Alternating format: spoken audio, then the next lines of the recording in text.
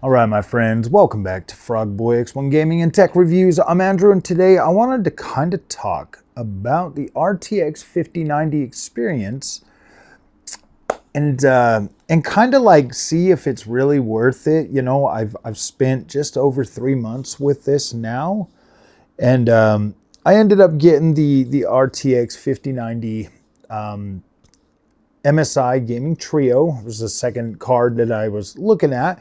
And I think 3 months now with this GPU, and I've been using it a lot lately. I've been on a lot. I'm actually on the 9070 XT today.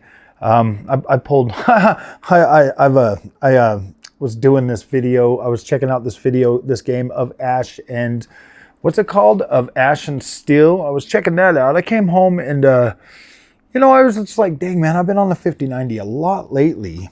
And so I wanted to jump on the 9070 XT and kind of see how, that experience, you know, is because I've just been, you know, it's just easier to set the sim racing stuff up on the 5090. I've got the other monitor over here that I can pull out, and, you know, I'm just kind of tired today after all the sim racing and stuff I did this weekend. So and we got Project Motor Racing coming out tomorrow.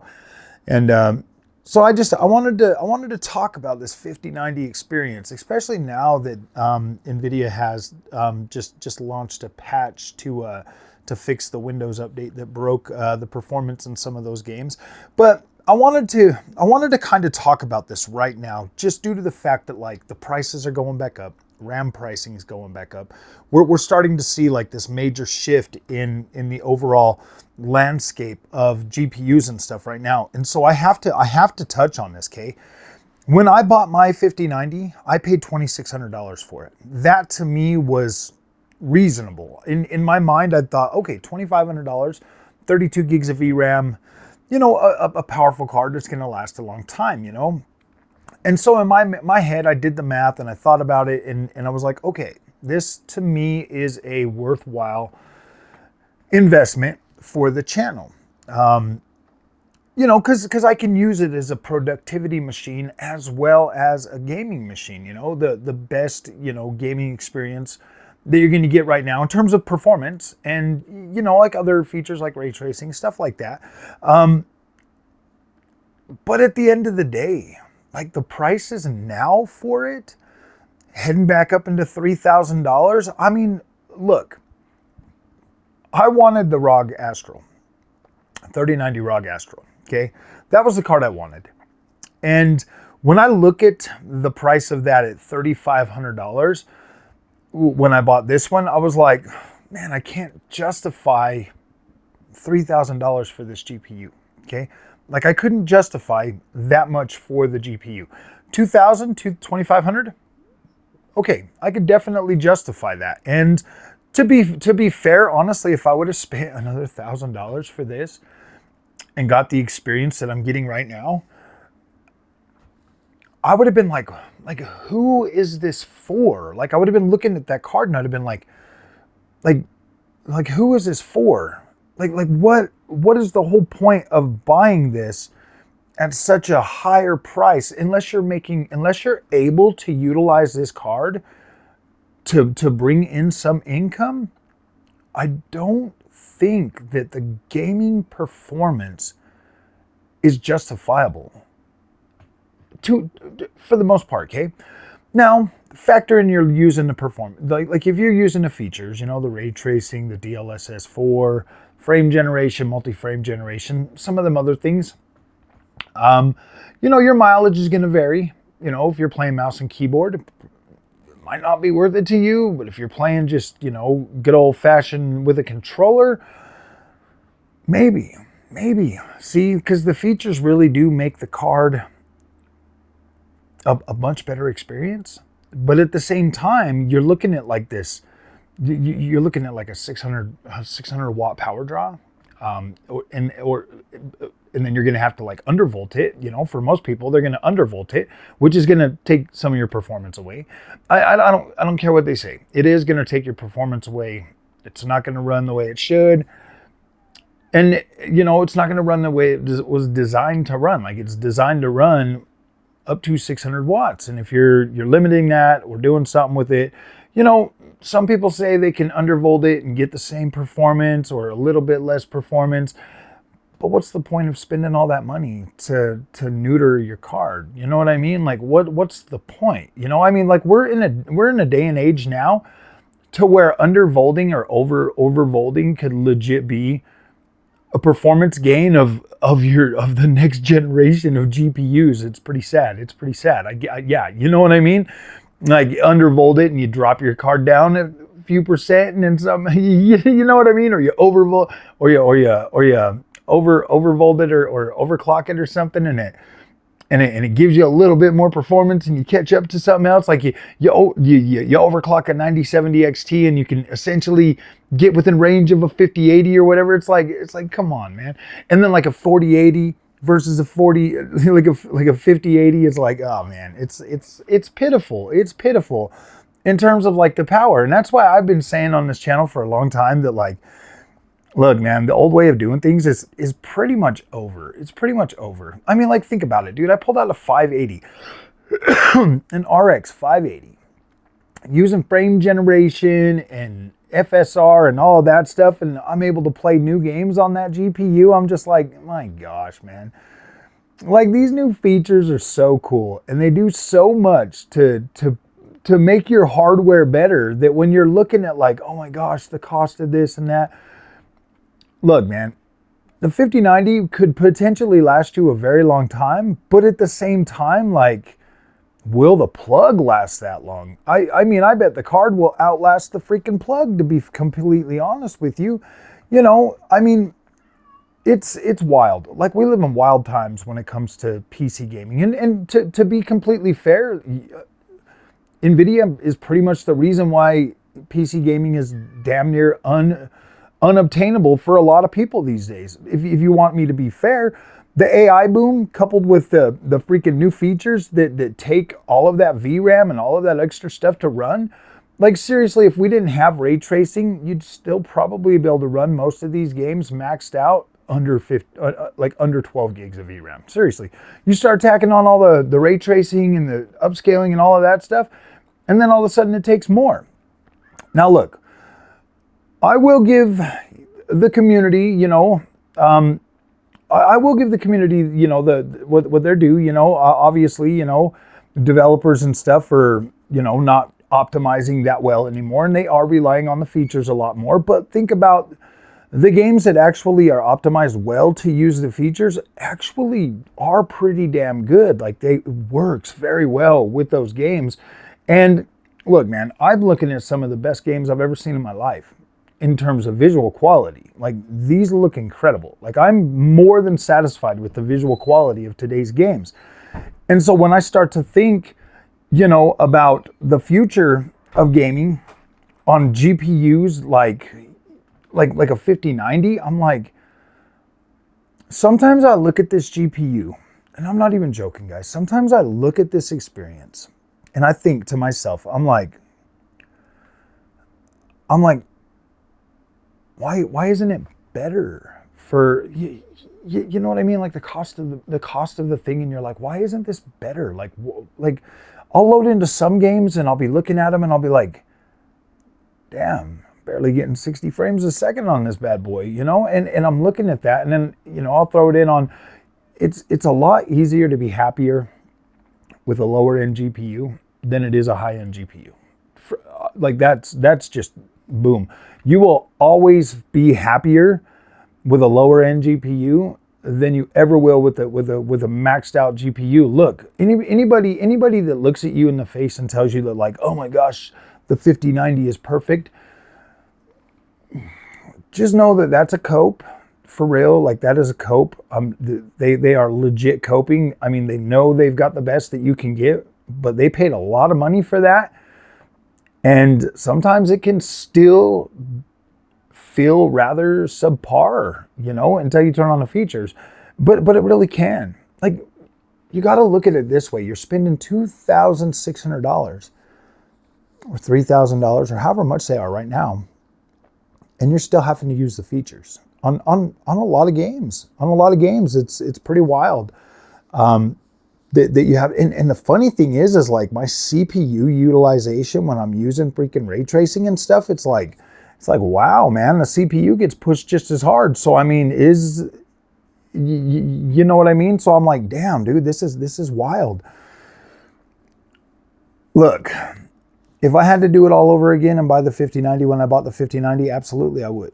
I definitely would. Looking at the pricing on them now, right now, I probably wouldn't. I mean, the $3,000, yeah, dude, no, $3,000 is a bit too much. What I paid for it was my cutoff. It was like, okay, this is okay, I'll pay that for it. But to think that like a 5090 experience is gonna somehow make you happy, honestly, I feel like some people are gonna be, I feel like some people would spend the money on this and be like upset, like a lot. But they would hide it. They would tell everybody, oh yeah, it's the best ever. I got a 5090, blah, blah, blah. I mean, at least you get those bragging rights with a 5090. You know what I mean? Like you can be like, well, it is the best it is, you know? And it's a lot easier to kind of like cope and justify and stuff like that because it is the best that you can get.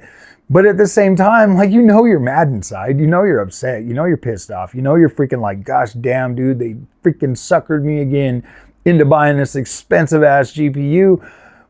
They didn't sucker us into anything, man. They put out a developer level GPU and us stupid gamers bought it thinking that it was going to be like significantly better when this is the GPU you need to develop for a 5080 and a 9070 XT so that you can like really push those GPUs. I don't know. The 5090 is just like, it's like the proportions of this card are just so weird. You know what I mean? It's like, yeah, 512-bit bus, or is it 512-bit? Yeah, it's like 512, is it 512? Yeah, 512-bit bus. This thing is massive in terms of like what you can send through it. It's got 32 gigs of GDDR7 VRAM that's fast as shit, like 30 gigabits a second or 30 gigabytes a second. Like this shit's fast, like it's fast. It's like, it's way fast. But at the same time, there's just not enough like it's almost like, I don't know, when it comes to gaming, because gaming can be so fickle. Like some games I'll throw on there and I'll get 200 frames a second at 4K. I'm like, damn, that is badass. But then other games I'll throw on there and I barely get like 60 frames a second. And if I turn on ray tracing, there's some games that I legit get 30 frames per second on an RTX 5080 without using any of the features. But when you use the features in conjunction, it levels out the 5090, but everybody's mad about that too. Everybody's mad about everything. I just don't understand why everybody's so mad all the time about every single thing. Like the 5090, it's easy to love. It is. And to be fair to everybody along the way that told me I needed to buy a 90 card, you guys were absolutely right. Absolutely freaking right. And that sucks. And that sucks because you shouldn't have to spend $2,000+ to get the full NVIDIA experience. Like you shouldn't have to do that. You should be able to get a good experience on some of their other GPUs. And it feels like the 5090 kind of feels a little bit odd because yeah, it can do everything, you know, obviously it's fast and it's got all the stuff that it needs, but like when you see like the consistency of how it runs across multiple different genres of games versus like what a 5070 Ti would do, you have to look at that. Is the 5070 Ti using the features, absolutely incredible GPU. Same with 9070 XT, absolutely incredible GPUs. But if you're trying to get an experience from the 5090 without using the features, those GPUs are like the other two, like 9070 XT and 5070 Ti with the features, man. Like, damn. Like, look, the 5090 is a beast, and it can push a lot of stuff, and it can do a lot of stuff, and it is fast, it's fun to use, and it's scary because of the power plug and all of that stuff. But at the same time, man, like, where else do you go, man? If you want like the maximum experience, you kind of have to do that. Like I wouldn't recommend like dwelling on it too much. Like if you've got the money and you want, you know, and you're like, yeah, the NVIDIA experience, and you've never done a 90 card before, do it. Do it. See for yourself how incredible it is. But, you know, also keep in mind that like it's not it's incredible, but it's like you'll see it immediately, you know. Some people will just be like, oh my gosh, this is so badass. Like I get it. I understand. But I mean, if you went from like a 9070 XT or a 5070 Ti and you went straight to a 5090, because if you're on a 5070 Ti or 9070 XT, you're probably using the features. You're probably okay with that. You know, you paid your $1,000 or whatever. You're probably fine with that. But then you go over to a 5090 and you try to run everything. See, that's the first mistake that I think a lot of people would make if they bought a 5090 is they would try to do everything without using the features. And so the experience would be like, wow, man, you would remember back to your time with the other two cards and you'd be like, holy crap, this is not that good. But then when you turn on the features, it would all go away. Because I've had a few moments over the last 3 months like that where I'll be using the features and I'm like, damn, dude, Butter Smoothland 4X. And then I'll turn them off and try to play a few games and I'm like, wait a minute, what the hell's going on? Like, what happened to my experience? And I'm like, it's really shocking. It's really shocking, to be fair. And I don't think your mind prepares you for it the way you think it would, because if you're using the features, the 5090 is undoubtedly absolutely freaking incredible. Butter freaking Smoothland 4X, it's incredible, okay? But then when you turn it off, you're just like, whoa, whoa, whoa. It's wild. It's wild. Like, look, I do think it's worth it, and absolutely, I think everybody should at least try it one time, especially if you've made it to that point in your life where like you're at a point where like, oh yeah, dude, I can do that without, you know, like completely crippling myself or my family or anything like that. Absolutely try it. But if like your whole thing is like, oh man, I want to get away from upscaling and all of this stuff, I don't know, man. I don't know what to tell you. I know that I'm happier with the features than I am without them. To be completely honest with you, I'm happier using frame generation and DLSS and all of that stuff than I am not. So that's pretty much where I stand with this. Like, I love the 5090, but at the same time, I'm honestly fine with a 9070 XT or a 5070 Ti class card. They both get the job done, and I'm not as salty if it doesn't do like maximum freaking whatever, you know what I mean? So, all right, guys, if you like this content, don't forget to like and subscribe. I'll see you in the next one. Thanks for watching.